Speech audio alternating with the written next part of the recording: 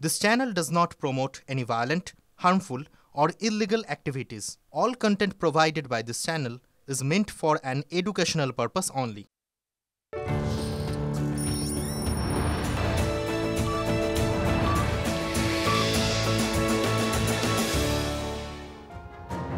নমস্কার, শুরু করছি আজকের পাঁচ কথা। আর পাঁচ কথা মানে এখনো পর্যন্ত যা যা ঘটে গেছে তার মধ্যে থেকে ঝাড়াই বাছাই করে সেরা খবর। আজ পাঁচ কথার শুরুতেই নজর রাখবো আমরা এই মুহূর্তে বালিঘাটের দিকে, কারণ বালিঘাটের দখল নিয়েই দ্বন্দ্বের জেরেই কি কাটোয়ায় বিস্ফোরক অভিযোগ কাটোয়ার বিধায়ক এবং তৃণমূল জেলা সভাপতি রবীন্দ্রনাথ চট্টোপাধ্যায়। তার দাবি, আগে জঙ্গল শেখের লোকেদের দখলে ছিল এই বালিঘাট। স্থানীয় সূত্রে দাবি, তৃণমূল থেকে বহিষ্কৃত হওয়ার পরই সেই বালিঘাটের রাশ প্রাক্তন কাউন্সিলর জঙ্গল শেখের হাতছাড়া হয়ে যায়, আর ফের সেই বালিঘাট দখলের টার্গেট ছিল তার। এই নিয়েই গন্ডগোল আসলে।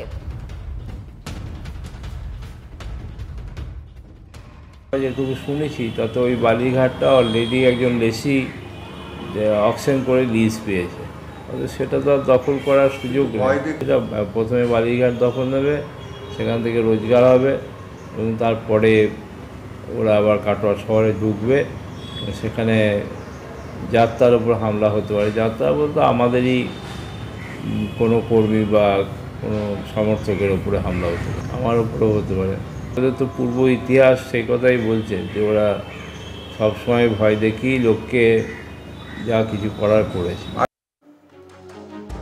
কাটোয়ার বিধায়ক এবং তৃণমূল জেলা সভাপতি রবীন্দ্রনাথ চট্টোপাধ্যায়ের বক্তব্য আপনাদের শোনালাম, তার অভিযোগটা আপনাদের সামনে তুলে ধরলাম। এই মুহূর্তে মনতোষ আমাদের সঙ্গে রয়েছেন, কথা বলবো তার সঙ্গে সরাসরি। মনতোষ, এক্ষেত্রে যে অভিযোগটা রবীন্দ্রনাথ বাবু করলেন, মানে বালিঘাটের দখল, কার দখলে থাকবে বালিঘাট, তাই নিয়েই দ্বন্দ্ব, আর তার জন্যই এই বিস্ফোরণ।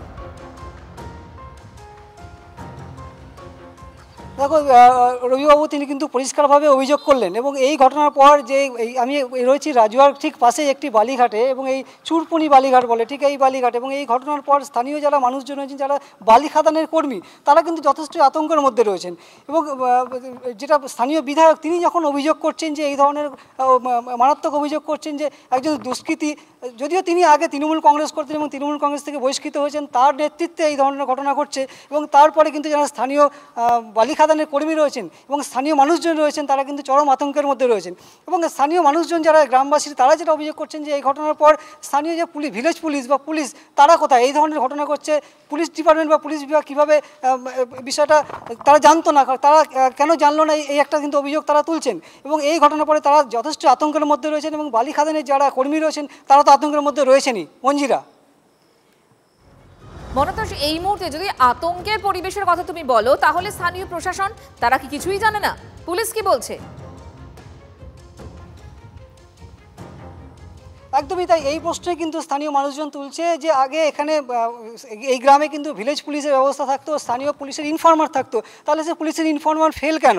এবং এই ধরনের একটি ঘটনা, যেখানে এই একদিনেই তো এই ঘটনাটি হয়নি, কারণ এখানে এই যারা গ্রামবাসীরা তারা যেটা জানাচ্ছেন যে তুফান শেখ চৌধুরী, তিনি কিন্তু এই বাড়িতে আসতেন, মাঝে মধ্যেই আসতেন এবং তার লোকজনও আসতো।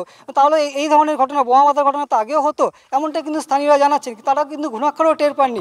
তারা যদি টের না পান, তাহলে পুলিশের যে ভিলেজ পুলিশ থেকে শুরু করে পুলিশের যে অন্যান্য বিভাগ রয়েছে, যে তদন্তকারী বিভাগ রয়েছে, ডিআইবি রয়েছে, তারা কেন জানলেন না? তারা জানলে তারা তো আগে থেকে ব্যবস্থা নিতে পারতেন।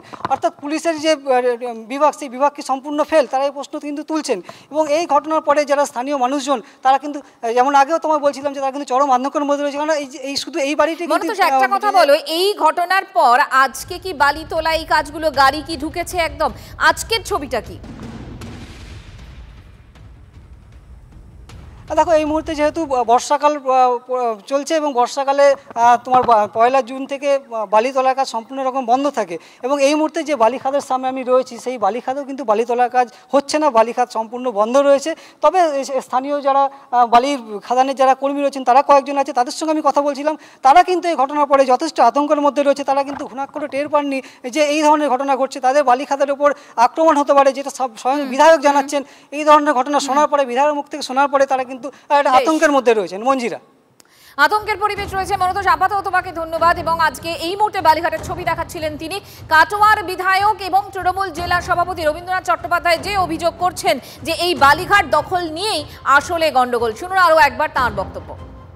যেটুকু শুনেছি তাতে ওই বালিঘাটটা অলরেডি একজন লেসি যে অকশন করে লিজ পেয়েছে, সেটা তো আর দখল করার সুযোগ নেই। এটা প্রথমে বালিঘাট দখল নেবে, সেখান থেকে রোজগার হবে এবং তারপরে ওরা আবার কাটোয়া শহরে ঢুকবে, সেখানে যাত্রার উপর হামলা হতে পারে। যাত্রা বলতে আমাদেরই কোনো কর্মী বা কোনো সমর্থকের উপরে হামলা হতে পারে, আমার উপরেও হতে পারে। ওদের তো পূর্ব ইতিহাস সেই কথাই বলছে যে ওরা সবসময় ভয় দেখিয়ে লোককে যা কিছু করার করেছে। খুব স্বাভাবিকভাবে এই ঘটনায় বিরোধীরা তারা কিন্তু সরব। বিজেপির রাজ্য সভাপতি শ্রমিক ভট্টাচার্য তিনি কি বলছেন শুনুন। আপনি কি মনে করেন যে তৃণমূলের এই বোমাবাজি সেই মানে লেনিন ট্রটস্কির দ্বন্দ্ব, নাকি সুভাষ বোস আর গান্ধীর দ্বন্দ্ব, নরমপন্থী চরমপন্থীদের বিভাজন? এর মধ্যে তো কোনো মতাদর্শগত কোনো বিষয় নয়। যেটা আছে সেটা টাকা, যেটা টাকা আছে সেটা 25-75, যেটা টাকা আছে সবাইকে দিয়ে খাওয়া, সেখান থেকে বিচ্ছুটি, তাই বোমা, তাই মৃত্যু।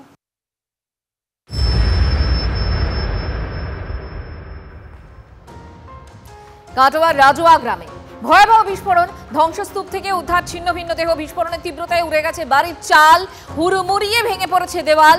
গ্রেফতার তৃণমূল থেকে বহিষ্কৃত প্রাক্তন কাউন্সিলরের ঘনিষ্ঠ বলে পরিচিত তুফান চৌধুরী নামে এক দুষ্কৃতী। বিস্ফোরণে জখম হয়েছে তুফান চৌধুরী নিজেও, তাকে গ্রেফতার করেছে পুলিশ। ছেলেগুনাকে কত না কত বেলা তাও তো জানতাম না, এবেলা ঢুকতো বাড়িতে জানতাম। এবেলা ধরেন যাদের বাড়ি তারা তো সব জানতো। কার বাড়ি এটা?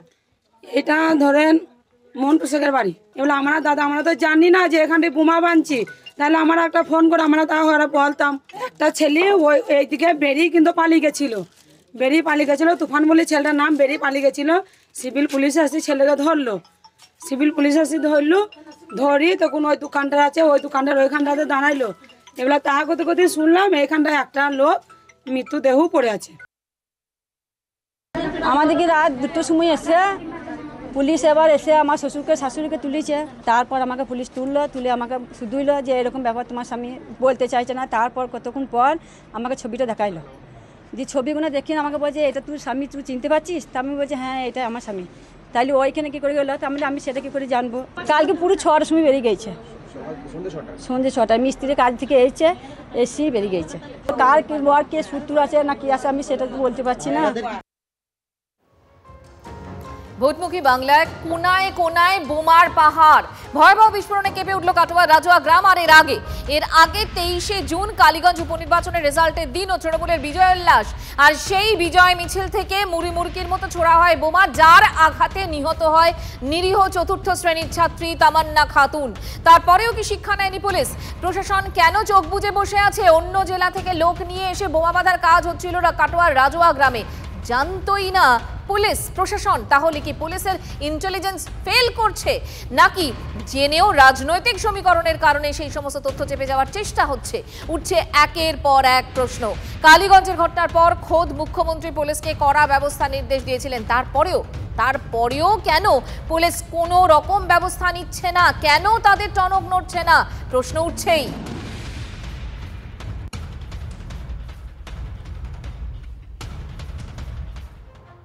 তৃণমূল সরকার আর পুলিশের মদতেই বোমা তৈরির কারখানা, আক্রমণে বিজেপি নেতা সুভাষ সরকার। রবীন্দ্রনাথ বলছে তো যে তার উপর আক্রমণের জন্য বোমা বিস্ফোরণ, তার মানে তৃণমূল সরকারের এবং এই পুলিশের মদতে বিভিন্ন স্থানে সব বোমা তৈরির কারখানা হয়েছে, বোমা মজুত করা আছে, সেটা বিরোধীদের ওপর আক্রমণের জন্য।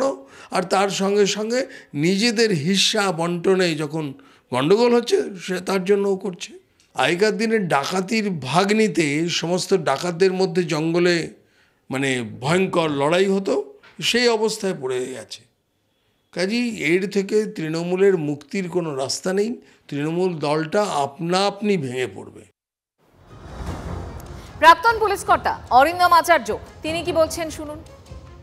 বর্তমান যে পরিস্থিতি সৃষ্টি হয়েছে, এক সংখ্যক পুলিশ নিশ্চয়ই অক্লান্ত পরিশ্রম করছে, ইনফ্রাস্ট্রাকচার খুব খারাপ, কিন্তু আরেক সংখ্যক police in persuasion of secret information থাকা সত্ত্বেও কিন্তু তারা আজকে কাজ করছে না। পুলিশের এবং রাজনৈতিক নেতাদের পুলিশের সাথে লিয়াজ হয়ে কাজ করা যায়, তাদের কি কাজ জানেন এখন? তাদের কাজ হচ্ছে গিয়ে যে বিরোধী কোন পাক্ষি আজকে পার্টির লোক কোথায় কি মিটিং করছে না করছে কার বাড়িতে, সেগুলো জানিয়ে পুলিশকে ধরা এবং পুলিশকে আজকে তাদেরকে নানাভাবে মিথ্যে কেস দিয়ে হ্যারাসমেন্ট করা। প্রশাসন যদি আজকে দলদাসে পরিণত হয়ে এই ধরনের কাজ করে তাহলে 2024-এ আপনি আমি কিন্তু ভোট দিতে পারবো না, রক্ত গঙ্গা বয়ে যাবে, আমি আপনাকে বলে দিচ্ছি।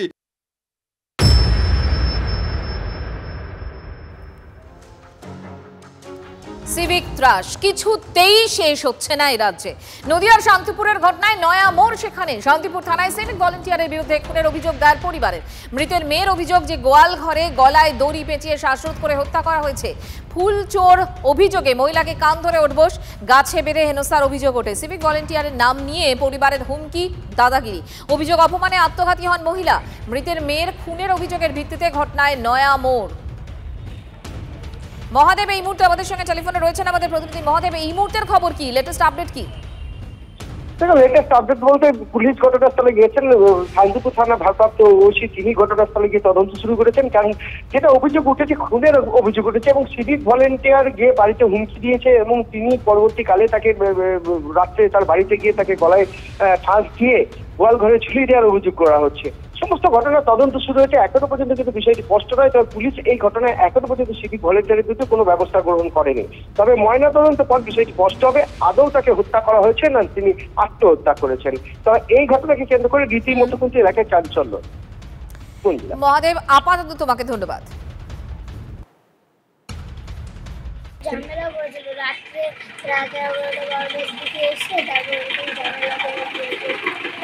ওনারা তো আমার মাকে ওনারা গলা ধরে দিয়েছে, নাহলে উনি এরকম আত্মহত্যা করতে পারেন। আবার আমার ভাই ঠেকাতে গিয়ে ফেলে দিয়েছে, বলছে তোরা কি জানিস আমরা কে, আমরা হচ্ছে পুলিশ, তোদের জেলে ভরতে পারি, অনেক কিছু বলেছে। যেহেতু অসীম মিলন করাতে হচ্ছে সিভিক পুলিশের কাজ করে, তাই বারবার বলছে তোরা কি জানিস আমরা কি করতে পারি তোদের নামে। প্রচুর রাত 11:30টার সময় টর্চারিং করেছে। পাশের বাড়ি নাকি ফুল টুল তুলতে গিয়েছিল, সেখানে অপমান করেছে, যে কান ধরে উদ্বোস করেছে মনে হয়, তার জন্য এই পরিস্থিতিটা হয়েছে। সামান্য একটু ফুলের জন্য এই ঘটনা? সামান্য ফুলের জন্য। কিভাবে মারা গেছেন উনি? গলায় দড়ি দিয়ে।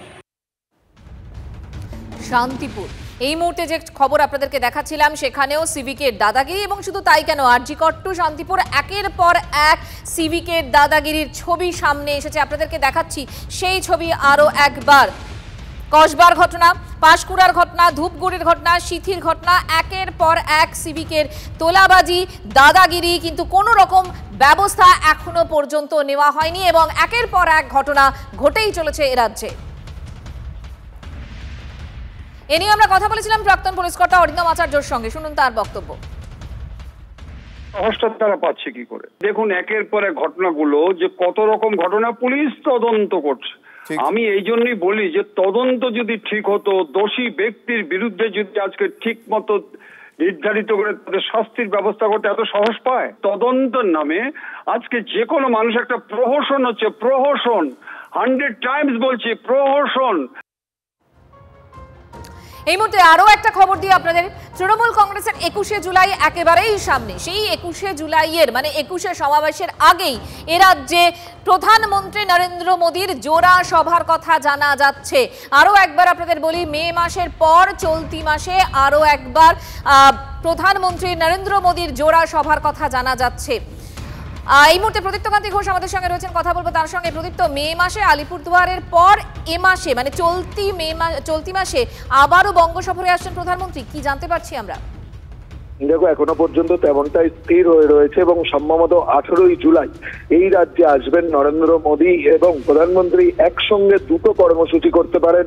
একটি দমদম তেলঘাট জেলের যে মাঠ রয়েছে সেখানে করতে পারেন, আরেকটি তিনি দুর্গাপুরে করবেন, এরকমটাই বিজেপির তরফ থেকে জানা যাচ্ছে। তবে তাদের বক্তব্য, যেহেতু প্রধানমন্ত্রীর সফরসূচি বিভিন্ন সময় বদল হয়, ফলে যতক্ষণ না প্রধানমন্ত্রীর দপ্তর থেকে নিশ্চিত করে এই বিষয়ে কিছু জানানো হচ্ছে তারা আনুষ্ঠানিকভাবে মুখ খুলবেন না। কিন্তু তাৎপর্যপূর্ণ গুরুত্বপূর্ণভাবে দুর্গাপুরের মাঠ পরিদর্শন করছেন বিজেপির নেতৃত্ব। পাশাপাশি দমদমে যে কর্মসূচি হবে সেই কর্মসূচির জন্য 7 সদস্যের একটা কমিটিও তৈরি করে ফেলেছেন নতুন সভাপতি শ্রমিক ভট্টাচার্য।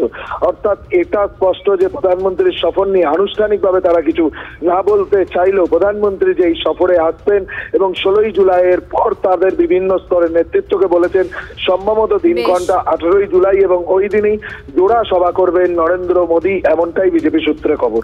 প্রদীপ্ত, আপাতত তোমাকে ধন্যবাদ। অর্থাৎ 18ই জুলাই যে কথা প্রদীপ্ত জানাচ্ছিল, 18ই জুলাই দমদমের পাশাপাশি দুর্গাপুরেও সভা করতে পারেন নরেন্দ্র মোদী। এ নিয়ে কি বলছে বিজেপির, মানে বঙ্গ শিবিরের কি বক্তব্য, পাশাপাশি কংগ্রেসের বক্তব্য রইল আপনাদের জন্য?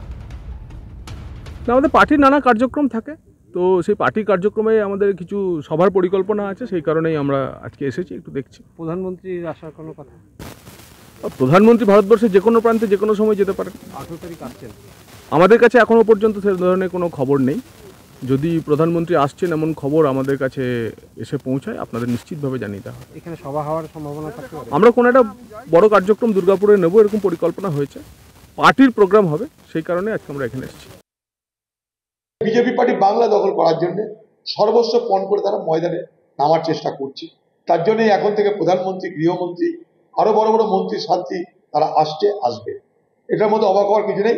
বিজেপি পার্টি চেষ্টা করবে, তার জন্য সাম্প্রদায়িক মেরুকরণ হবে, আর বিজেপির লাভের পাশাপাশি দিদি লাভ করার জন্য বিজেপিকে মদত দেবে। এই বাংলায় বিজেপিবাসীর শিকড় বাকড় যা কিছু প্রসার প্রতিপত্তি সব তৃণমূলের নেত্রী মমতা ব্যানার্জির দৌলতে পেয়েছে। সভাপতির ব্যাটন বদলের পরই বিজেপি দফতরে ছবি বদল। মুরলীধর সেন লেনের দফতরের গেটে লাগানো হলো নতুন ছবি। গেটের একদিকে রয়ে গেল মোদি নাড্ডার পুরনো ছবি, গেটের অন্যদিকে সুকান্ত শুভেন্দুর ছবি বদলে শুধুই শ্রমিক ভট্টাচার্যের ছবি। একই সঙ্গে দুটো ছবি আপনাদেরকে দেখাচ্ছি, বিজেপি কার্যালয়ের পুরনো পোস্টার আর নতুন পোস্টার। নেতার থেকে দল বড়, দলের চেয়ে দেশ বড়, এটাই বিজেপির স্লোগান, আর ব্যাকড্রপটা তারই প্রতিফলন। বাইরে বিরোধী দলনেতার ছবি উধাও, এটা আমি বিশ্বাস করি না। বিরোধী দলনেতার ছবি তো শুধুমাত্র বিজেপির হৃদয়ে নয়, তৃণমূলের হৃদয়ে প্রতিষ্ঠিত।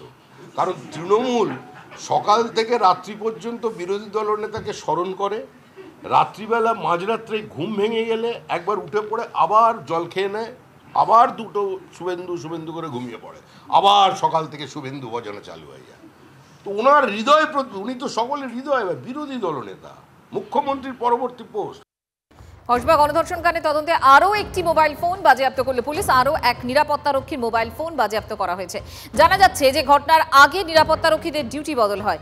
ওই সিকিউরিটি গার্ড বাড়ি ফিরে যান রাত 8:30 নাগাদ। ধৃত গার্ডের সঙ্গে এই নিরাপত্তা কর্মীর কি কথা হয়েছিল এ ব্যাপারে পুরোপুরি নিশ্চিত হতে চান তদন্তকারীরা। এখনো পর্যন্ত 18 জনের বয়ান রেকর্ড করেছে পুলিশ।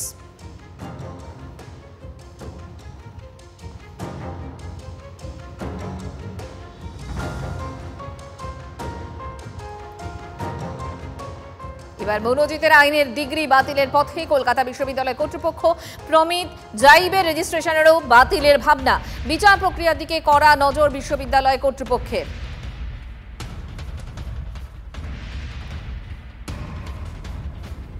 যে মনোজিৎ মিশ্র যে পাশ করে গিয়েছে তার যদি ঘটনাটা প্রমাণিত হয় তাহলে তার ডিগ্রি ক্যান্সেল করার অধিকারও কিন্তু বিশ্ববিদ্যালয়ের হাতে আছে। ছাত্রদের যাদের যে ছাত্রদের রেজিস্ট্রেশন ক্যান্সেল করা মানে যদি প্রমাণিত হয় যে সে অপরাধী তাহলে তার রেজিস্ট্রেশন ক্যান্সেল করার অধিকার আমাদের আছে। সোমবার খুলছে সাউথ ক্যালকাটা ল কলেজ। আরজি করের ঘটনা থেকে শিক্ষা নিয়ে কলেজ খোলার পর যাতে কোনোভাবেই তথ্য প্রমাণ নষ্ট না হয় তার জন্য বাড়তি নিরাপত্তা ব্যবস্থা পুলিশের। কলেজ খুললেও বন্ধই থাকবে ইউনিয়ন রুম আর গার্ড রুম। একজন ইন্সপেক্টরের নেতৃত্বে কলেজের ভিতরে থাকবে পুলিশের একটি টিম। চোর পালালে বুদ্ধি বাড়ে, এখন দেখাতে হচ্ছে একটু দেখো কত নিয়ম করছে। এই নিয়ম কদিনের জন্য সেটা সরকার জানে, আর যারা প্রতিবাদ করছে আগামী দিনে তাদের যেন বিপদ না হয় সে গ্যারেন্টি পশ্চিমবঙ্গ সরকার আজও দিতে পারল না। আমার তো ধারণা আজকে যারা প্রতিবাদ করছে তাদের ভবিষ্যতে না বিপদ বাড়ে। আরজিকর থেকে কসবা, নারী নিরাপত্তা, ন্যায় বিচার, ধর্ষকদের দৃষ্টান্তমূলক শাস্তির দাবিতে এসইউসিআই এর ডাকে মহিলাদের মিছিল। গড়িয়াহাটে জমায়েতের পর কসবায় সাউথ ক্যালকাটা ল কলেজ পর্যন্ত মিছিল।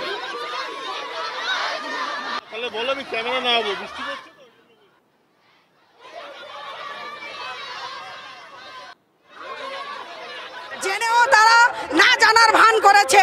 এরই প্রতিবাদে দোষীদের সাথে সাথে যারা উপযুক্ত ব্যবস্থা দেয়নি পুলিশ প্রশাসন, তাদেরও আমরা শাস্তি চাই। আজকের রাজ্যে যখন এই পুলিশরাই বিভিন্ন কলেজ বিশ্ববিদ্যালয়ে যখন এই ঘটনাগুলো ঘটছে, তাদেরকে নিরাপত্তা দিতে পারছে না, তাহলে আমাদের এখানে কি, আমরা তো এখানে প্রতিবাদ জানাতে এসেছি, তাহলে এই পুলিশকে সেম আমরা মুখ্যমন্ত্রী পুলিশ মন্ত্রীকেও আমরা এখান থেকে ধিক্কার জানাচ্ছি।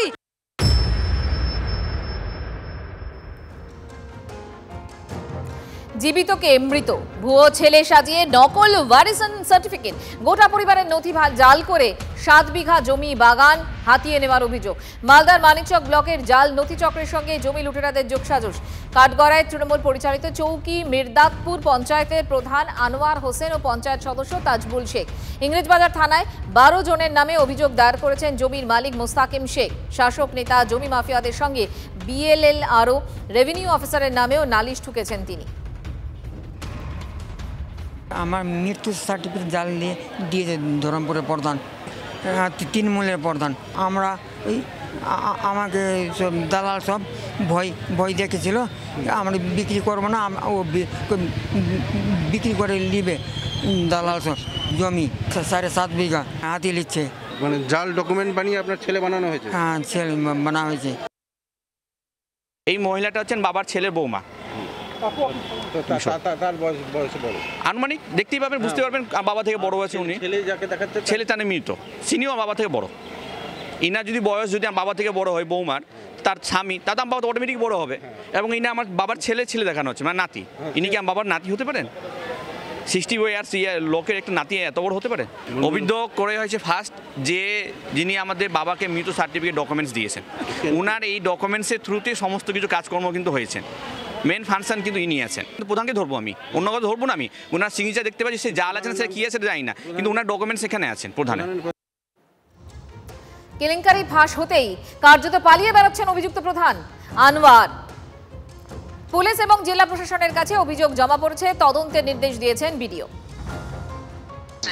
প্রথমে সই করে দেয়, আমার কাছে আছে, আমি সই করে অফিসে মেমো নাম্বার ফেলে তারপরে সার্টিফিকেট ইস্যু হয়। কিন্তু এখানে দেখা যাচ্ছে যে এই সার্টিফিকেটটা না মেম্বারে সই করিয়েছে না আমার সই করেছে, সম্পূর্ণ নিজে করেছে যে করেছে। সেইটা তো আপনারই ঘনিষ্ঠ লোকজন বলে অভিযোগ করছে। না না না না না না, এখানে মিথ্যা, আমি তৃণমূলের প্রধান বলে আমাকে বদনাম করা হচ্ছে, ঠিক আছে? এই ধরনের ক্ষেত্রে যদি প্রমাণ পাওয়া যায় যে কোনো রকম দুর্নীতি পঞ্চায়েত থেকে হয়েছে, তাহলে যারা যারা ইনভলভ থাকবে তাদের কাছে এফআইআর হবে। আমার সঙ্গে সোমবার দিন দেখা করতে বলুন, সব ডকুমেন্টগুলো নিয়ে অ্যাকশন অবশ্যই নেওয়া হবে। একটা এনকোয়ারি করিয়ে নেবো, করিয়ে নিয়ে অ্যাকশন নেবো।